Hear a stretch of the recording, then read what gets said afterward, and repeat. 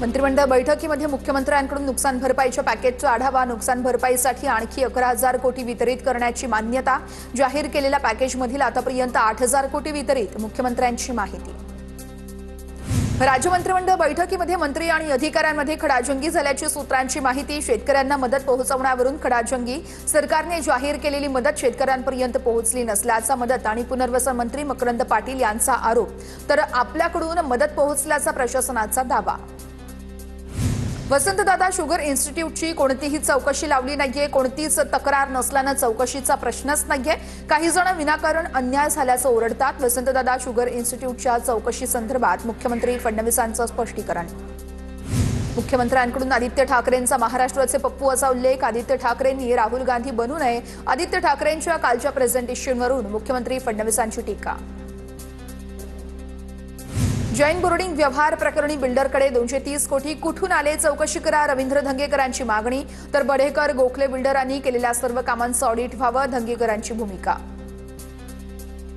गोखले ग्रुपने माघार घेतल्यावर आता HND ट्रस्टही व्यवहार रद्द करण्यासाठी अधिकृत माघार घेणार। धर्मादाय आयुक्तांच्या सुनावणी दरम्यान ट्रस्टच्या वकिलांची माहिती। तर ट्रस्टकडूनही व्यवहार रद्द करण्यासाठी अर्ज दाखल केला जाणार। धर्मादाय आयुक्तांबद्दल तक्रार नाही म्हणता आणि बाहेर वेगळं बोलता धर्मादाय आयुक्तांनी जैन समाजाचे वकील योगेश पांडेंना सुनावलं। तर माझ्याबद्दल अधिकाऱ्यांमध्ये गैरसमज झालाय। माध्यमांमधील बातम्यांबद्दल धर्मादाय आयुक्ता यांच्याकडून नाराजी व्यक्त। नवनाथ बन यांच्याकडून धंगेकरांचा बावळट नोबिता असा उल्लेख। तर नवनाथ बन पत्रकारितेचं काम सोडून पगारी कामावर गेलेत। ते आपल्या नेत्यांना किती चांगली हुजरेगिरी करतो हे दाखवण्याचा प्रयत्न का करतायत। धंगेकरांचा निशाणा। ऐन आंदोलनाच्या दिवशी बैठक ठेवता तुमचा हेतू काय होता। बच्चू कडूंचा सवाल। तर बैठकीला बोलावून आम्हाला अटक केली असती। बच्चू कडूंकडून मुंबईमध्ये अटकेची शंका व्यक्त। रात्री उशिरा 1 वाजता बच्चू कडूंचा बैठकीला येऊ शकणार नसल्याचा मेसेज आला। सगळे शेतकरी नेते नागपूरला असल्यानं मागणी पत्र पाठवलं। मागण्यांमधील ज्या गोष्टींचा सकारात्मक निर्णय घेता येईल तो तातडीनं घेऊ। मुख्यमंत्री फडणवीसांची प्रतिक्रिया। काही वेळातच बच्चू कडू शेकडो ट्रॅक्टर आणि शेतकऱ्यांसोबत नागपूरमध्ये दाखल होणार। मोर्चामध्ये मोठ्या संख्येने कार्यकर्ते आणि शेतकरी सहभागी। आम्ही 4 ते 5 वाजेपर्यंत मुख्यमंत्र्यांची वाट पाहणार। 5 नंतर आम्ही मुख्यमंत्र्यांच्या रामगिरी बंगल्यावर मोर्चा काढू। बच्चू कडूंचा इशारा। तर योग्य वेळ हीच आहे। निर्णय घ्या। कडूंचं फडणवीसांना आवाहन। मोर्चाच्या पार्श्वभूमीवर बंगल्याची सुरक्षाही वाढवली। नागपुरात मुख्यमंत्र्यांच्या रामगिरी बंगल्याबाहेर सुरक्षा वाढवली। बच्चू कडूंच्या आंदोलनाच्या पार्श्वभूमीवर सुरक्षा वाढवली। बच्चू कडूंचा रामगिरी निवासस्थानी जाण्याचा इशारा। तर बच्चू कडूंच्या इशाऱ्यानंतर रामगिरीवरती सुरक्षा वाढवली। गरजेनुसार भाजपला कुबड्या लागतात। गरज सरल्यावर ते स्वबळाचा नारा देतात। अमित शहांच्या वक्तव्यानंतर संजय राऊतांचा पलटवार। मित्रांची मदत घेणं याला कुबड्या म्हणत नाहीत। संजय राऊत आणि कुबड्या याचं समीकरण आहे। बुगड्या याचं समीकरण आहे। संजय राऊतांच्या टीकेला नवनाथ बन यांचं प्रत्युत्तर। अजित पवारांचेच काही नेते भाजपच्या वाटेवर। 2029 मध्ये 2 कुबड्यांमध्ये नेते राहणार नाहीयेत। रोहित पवार यांची टीका। तर वापरा आणि फेका ही भाजपची सवय। रोहित पवारांचा शिवसेनेसह दादांच्या राष्ट्रवादीला टोला। उद्धव ठाकरे भस्म्या रोग झालेला अॅनाकोंडा। 25 वर्षांपासून मुंबईला अॅनाकोंडाचा विळखा। एकनाथ शिंदेंच्या ठाकरेंनी केलेल्या टीकेवरती हल्लाबोल। उद्धव ठाकरे हे स्वतःच अजगर आहे। चुकीच्या वागण्यामुळे यांनी पक्षासोबत कार्यकर्ते आणि हिंदुत्वाला गिळंकृत केलं। राज्यात कोणताही वाव नसल्याने उद्धव ठाकरे वैफल्यग्रस्त झाले। चंद्रशेखर बावनकुळे यांची उद्धव ठाकरेंवर टीका। उद्धव ठाकरेंनी भगवा रंग सोडून हिरवा रंग धारण केलेला आहे। त्यांनाही सरड्याची उपमा देता येईल। शहांवरील टीकेनंतर नवनाथ बन यांची उद्धव ठाकरेंवर टीका। उद्धव ठाकरेंना आयत्या बळावर नागोबा म्हणायचं का। भाजपच्या जीवावर मुंबई महापालिकेत सत्ता घेतली।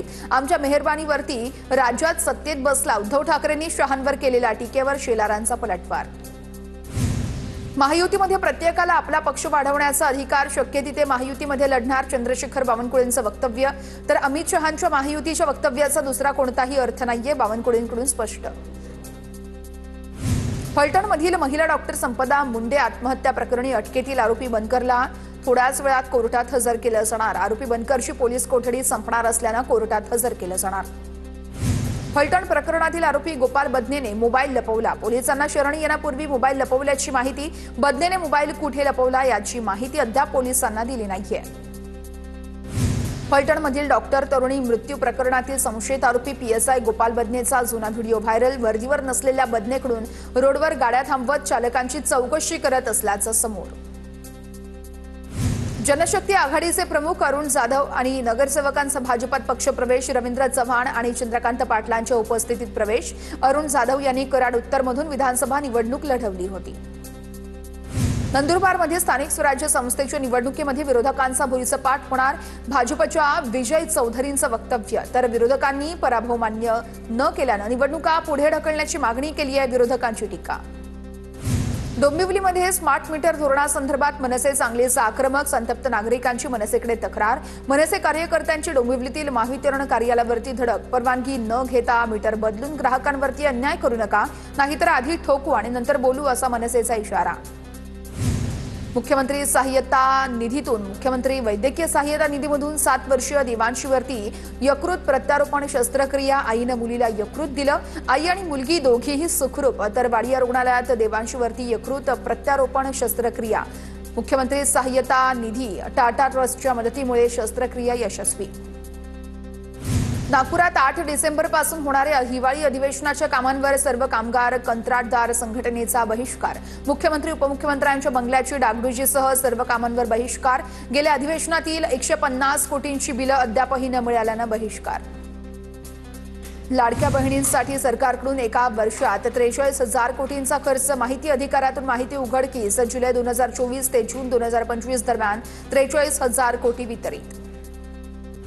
सांगलीच्या वसगडेमधील उड्डाणपूल अखेर वाहतुकीसाठी खुला। संजय काका पाटलांच्या कार्यकर्त्यांनी उड्डाणपूल वाहतुकीसाठी खुला केला। यानंतर काँग्रेस नेत्यांकडून पुलाचं उद्घाटनावरून जिल्ह्यात जोरदार चर्चा। धाराशिवच्या उमरगा तालुक्यातील कदेर ग्रामपंचायतीसमोर महिलेचं विविध मागण्यांसाठी आमरण उपोषण। महिलेच्या उपोषणाचा आजचा दुसरा दिवस। नुकसानग्रस्त शेतकऱ्यांना तात्काळ मदत देण्याची महिलेची मागणी। डॉक्टर महिला आत्महत्या प्रकरणी बीडमधील वडवणी शहर बंद। आज शहर बंद ठेवण्यासाठी सर्व पक्ष आणि संघटनांकडून आवाहन, तर आत्महत्येला प्रवृत्त करणाऱ्यांना कडक शिक्षा द्यावी अशी मागणी। बीड ते परळी मार्गावरती रास्ता रोको आंदोलन। घावळ कुटुंबियांच्या नावाने जामखेडमध्ये कोट्यवधींची जमीन खरेदी, तर 50 कोटींची जमीन घावळने 1,25,00,000 खरेदी केली। दहशत माजवून जमीन खरेदी केल्याची माहिती। पुणे पोलिसांनी जमिनीची कागदपत्र मिळवली। पुढील तपास सुरू। निलेश घावळला भारतात आणण्यासाठी पुणे पोलिसांच्या हालचाली सुरू, तर निलेश घावळ याला ताब्यात घेण्यासाठी लिहिलं पत्र। पुणे पोलिसांचं यूके हायकमिशन सोबत पत्र व्यवहार। पुण्यात बरेच गुन्हे दाखल असल्याचा पत्रात उल्लेख।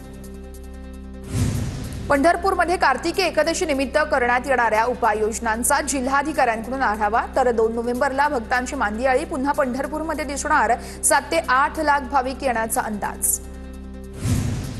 कार्तिकी एकादशी निमित्त पंढरपूरमध्ये विठ्ठल रुक्मिणी मंदिराला आकर्षक अशी विद्युत रोषणाईनं परिसर उजळून निघाला।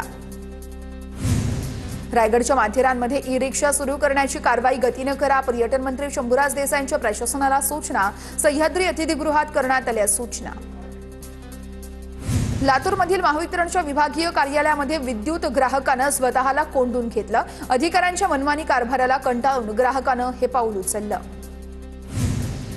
अरबी समुद्रात कमी दाबाचा पट्टा तयार झाल्यानं रायगड जिल्ह्यात मुसळधार पावसाचा इशारा। किनारपट्टी भागात उंच लाटा येण्याचा हवामान विभागाचा अंदाज। खबरदारी म्हणून रायगडच्या समुद्र किनाऱ्यांवर 3 नंबरचा लाल बावटा फडकवण्यात आला। मोंथा चक्रीवादळामुळे रत्नागिरी जिल्ह्याला आज येलो अलर्ट। मेघगर्जनेसह आणि वादळी वाऱ्यासह जिल्ह्याच्या काही भागात जोरदार पावसाची शक्यता। किनारपट्टी भागात वेगवान वारं वाहण्याचीही शक्यता। नाशिकच्या निफाडमध्ये पावसामुळे द्राक्षबागा धोक्यात। द्राक्षबागा वाचवण्यासाठी निफाडमध्ये शेतकऱ्यांची धडपड सुरू। चिखल आणि गुडघाभर पाण्यातून औषध फवारणी, तर एकरी 1 लाख रुपये देण्याची द्राक्षबागायतदारांची मागणी। शहापूर तालुक्यामध्ये अवकाळी पावसामुळे शेतकऱ्यांचं मोठं नुकसान। नुकसानीचे कोणतेही पंचनामे झाले नसल्यानं शेतकऱ्यांची नाराजी। लवकरात लवकर नुकसान भरपाई देण्याची शेतकऱ्यांची मागणी। जळगावमध्ये अनेक भागात अवकाळी पावसामुळे शेतकऱ्यांचं मोठं नुकसान। जळगावमधील अनेक तालुक्यांमध्ये 3 दिवसांपासून मुसळधार पावसानं हजेरी लावली आहे। कापूस उत्पादक शेतकऱ्यांना मोठा फटका बसलाय। तुळजाभवानी मंदिरामध्ये 3 महिन्यात 1.25 लाख प्रसादाच्या लाडूंची विक्री।